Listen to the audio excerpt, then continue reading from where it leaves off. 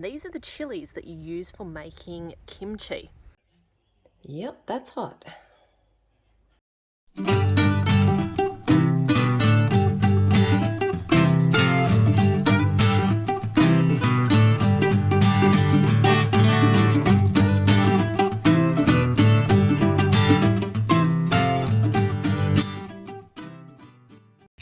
Back in spring, I planted some seeds that I got from the Hippie Seed Company, which I think is in New South Wales.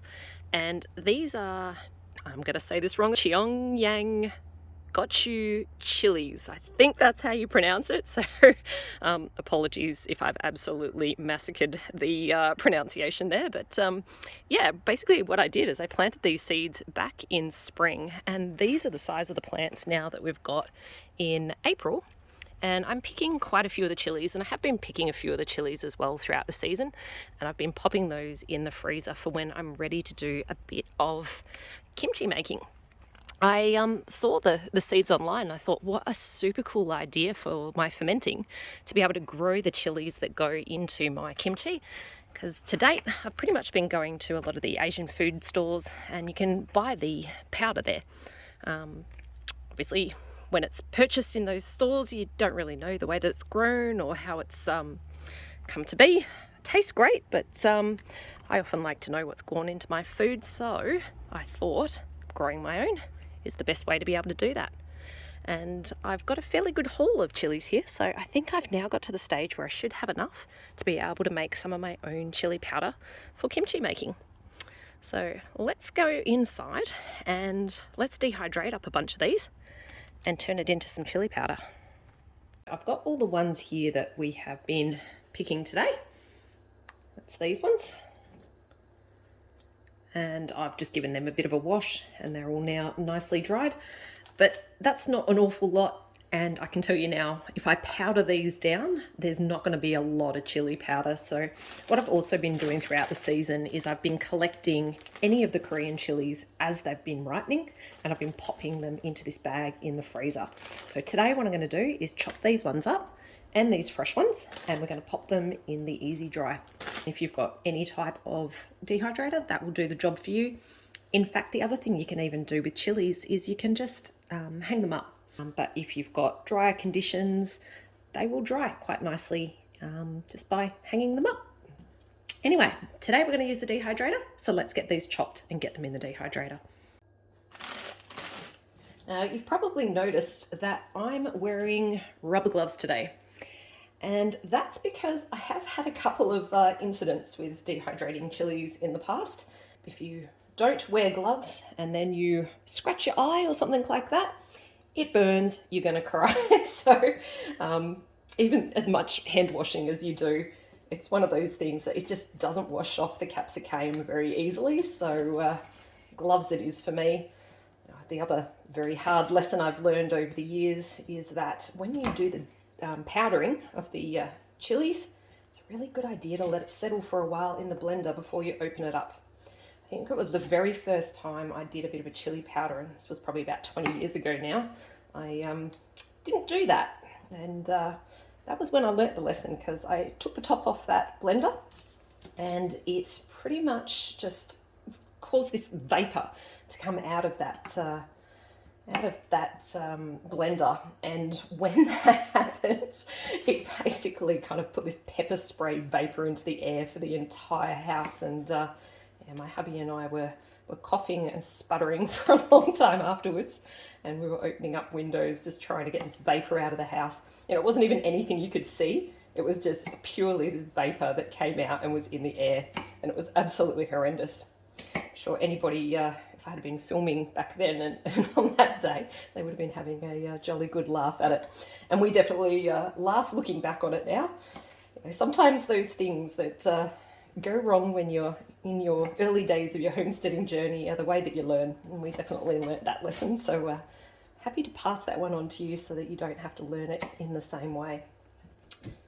All right, let's speed this up so you don't have to sit here all day watching me slowly chop these chilies.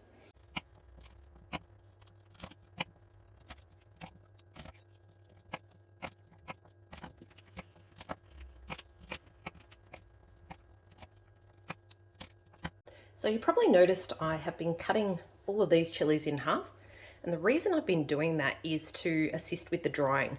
So they will dry out if you pop them in the dehydrator hole, but it's going to take a long time because your chilies do have that skin on the outside, and that really does slow down the drying process. So if you can split them in half like this, they're going to dry out a lot quicker.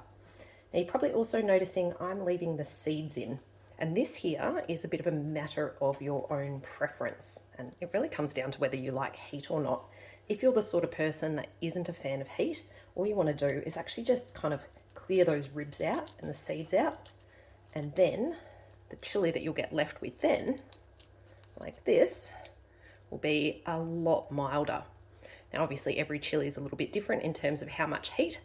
This is the first time I've done these ones as a bit of a chili powder, so I'm not quite sure how hot it's going to be, but I do know we like a lot of heat in our family, so I am going to leave all of the seeds and those ribs inside the chilies, but that's definitely something you can do if you like it a little bit milder. All right, let's get on to these frozen ones, and then we can get all of these into the dehydrator. These here are our frozen chilies, and when you're cutting these up, what I recommend you do is that you actually cut them up when they're frozen still. If you see here, you can see kind of the texture as I'm cutting into that. It's holding its shape still at this stage, and it's really easy to chop. If you leave them, they are going to go mushy. If you kind of let them defrost, it's a bit trickier to cut up at that stage. So yeah, just a little tip there. Try and cut them while they are still frozen. That's all our chilies chopped up and ready to go in the dehydrator. So all I'm going to do is just kind of pop those here into the dehydrator, keeping them in a single layer. And because I've got so few, I can actually spread them out a fair bit. When it comes to dehydration, the more airflow you've got around whatever it is that you're trying to dehydrate, the better. So I'll just keep spreading those out. And then we'll see how much of this dehydrator we've filled, which with this amount is probably not going to be too much. I've given these all a really generous amount of space in the dehydrator, and even so, it's really only spread over about 3 of these trays. The bottom one I'm actually leaving empty just to increase the airflow.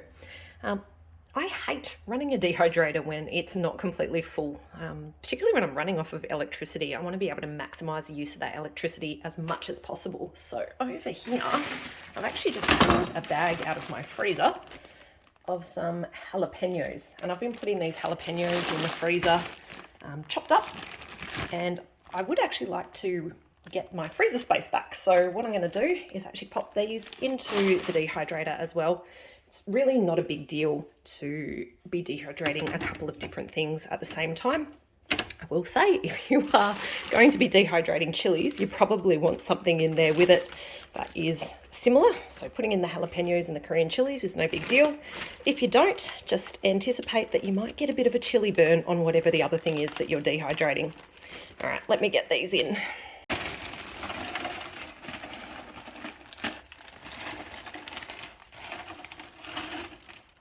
Not bad one-handed. So that just gave me 2 trays of jalapenos. I'm now going to start the dehydrator, and I'm going to pop it onto the medium setting. Helps if I turn it on at the power point first though. In fact, it helps if I plug it in first. All right, let's try that again. Okay, so we are going to run this today on the medium setting, and that's the ideal one for when you're doing vegetables in the easy dry. With this particular unit, it gives a bit of a range of different times between about 4 and 8 hours for peppers, which is the timing for your chilies as well. But as I always say, when it comes to dehydrating, the reality is it's going to be ready when it's ready. It comes down to the humidity, you know, the airflow that you've got, the vegetables themselves, and how much of the moisture and things like that are in there, even the way that you've cut it. So all I'll actually be doing is checking this every so often, and as soon as they are completely dry and crisp, I'll be pulling them out. And you probably saw I had a couple of plastic bags that I was using for storing the chilies in the freezer. Yeah, I won't be throwing those out. I do have chilies still coming through out in the greenhouse, and I will be popping any further Korean chilies in this one and any more jalapenos in this one until I've got a big enough batch to again do a bit of dehydrate. And now it's time to clean up this scary mess. And as much as I said the gloves would save me, I think I'm in a bit of trouble here. 6 hours has passed, and I thought I'd just do a bit of a check on these chilies. If I kind of pick them up and feel them a bit, they are still kind of moist. Definitely not ready yet, so I'm going to keep these ones going. As I've said before, when it comes to dehydrating, they're ready when they're ready. The chilies are now dehydrated, and you can probably hear, if I give that a bit of a tap, that they are nice and crisp, and that's the texture that we're looking for with these ones. It was the middle of the night last night that these were ready, so I didn't actually film that. Seems like Murphy's Law that every time I do one of these dehydrating videos that they're ready in the middle of the night, but these ones here took probably about 13 hours in total. I will say these Korean chilies were probably a little bit less, but the jalapenos had some bigger chunks and some of those took a little bit longer, so I just left it all to go until it was all ready. Now, what I need to do now is grab these and powder them. It's actually one of the smoothie type blenders, this one here. So let me put down the camera and I will fill this up with the chilies and then I'll show you how that works.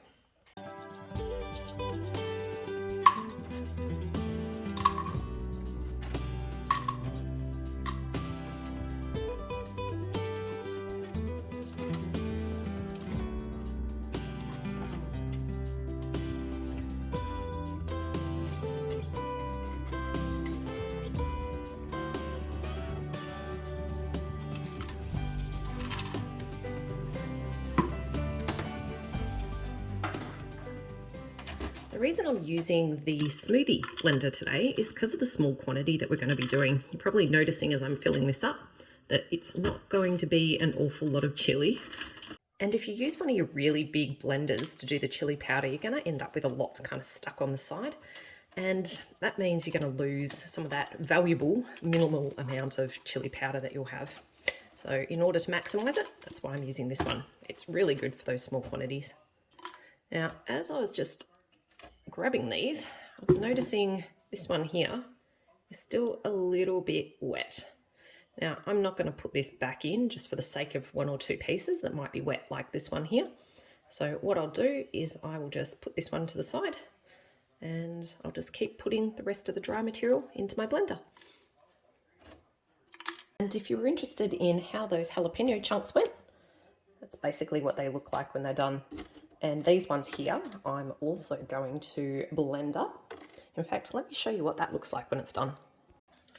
There we go. So I've been working through a fair bit of our chilies over this season because we eat a lot in our family. So this is a batch that I've done just here in March. And yeah, I'll just get another jar going with these ones here. The container's now full. But even though that looks nice and full, you'll see in a second that that's going to blend down into fairly minimal amounts of powder. So what I've done is grabbed out one of my little ball jars, which will pop that in after we've blended it. So let's give it a blend. And yep, it's about to get loud.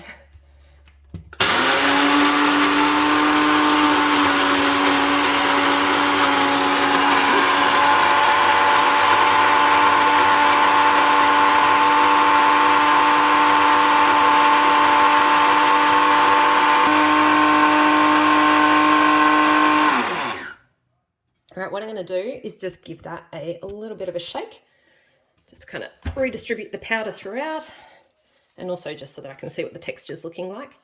It still is kind of a bit chunky, and for kimchi, I want that to be quite fine, so I'm going to give that a bit more of a blend.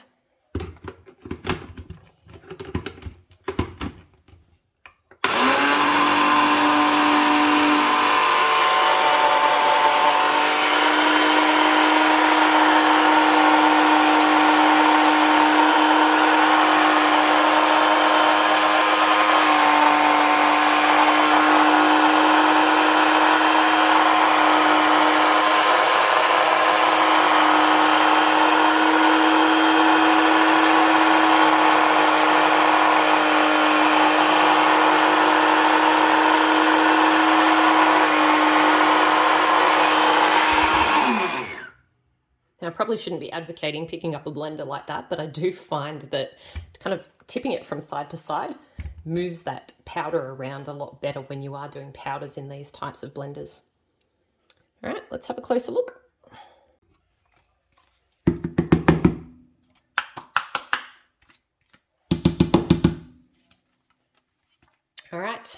I'm not going to take the lid off this quite yet, because even though it looks like I've just tapped all that chili powder down into the bottom, I can tell you from experience, there is going to be a vapor in this top bit here. So I'm actually going to leave this to sit on the bench for a while. And once that all settles, I'll open it up. Otherwise, I'm liable to gas myself like that story I told you guys earlier. So let's have a look at what this chili powder looks like. Oh, let's see if I can get it to focus in on there. There we go. How good does that look? All right, let's get that into a jar. As I mentioned, I'm just going to use one of my small ball jars. I'm not canning today, so a reused lid is fine. With your jar, it is important that it's nice and dry, so clean and dry. Obviously, you don't want to introduce any moisture back into your powders, otherwise they will kind of go solid and turn into a bit of a brick. And yeah, all I'm going to do now is just pour the powder in. Apparently pour some over myself as well. Wouldn't be me in the kitchen, would it, without a bit of a problem? It's spilling something. It's a bit of a scary one to spill on yourself, actually. All right, let's make sure we get every little bit in. It's obviously very precious. Including, let's see if I can get some of that in there as well off myself. There we go. And that is our chili powder. How good does that look? Now you can see it wasn't a lot. This is a 1/2 pint jar, the one that I have here, and it's filled up probably about 1/2 of that. But I'm hoping a little bit of this is going to go a long way. Yep, that's hot. Because I've got a couple of different types of chili powder in my cupboard at the moment, I do want to mark this up. So obviously I don't want that saying quince syrup anymore. If you're reusing jars, a really good tip is just to use a bit of a scourer, and you can get the old name off, and that will let you write the new name on. So we'll put in there Korean chili and April 23. And that there is now ready for me to use the next time I want to make some kimchi. And I'm really excited to use this in our own homemade kimchi, knowing that I've grown it in the garden from a seed. I've harvested all of those beautiful chilies and I've powdered them up into this dehydrated chili powder. Now, I'm not going to do our kimchi making in this video. What I'm going to do is share with you the kimchi making process end to end in a second video. That's going to be a bit of a part 2 to this one. So I hope you look out for that second video on how to make kimchi, and I'll run you through the instructions so that you can make that at home too. But hopefully you enjoyed hearing how we grew our own chilies at home this very first time to turn into our own homemade dehydrated chili powder, and hopefully it inspires you to give it a go too. Thanks a bunch for joining, and catch you later.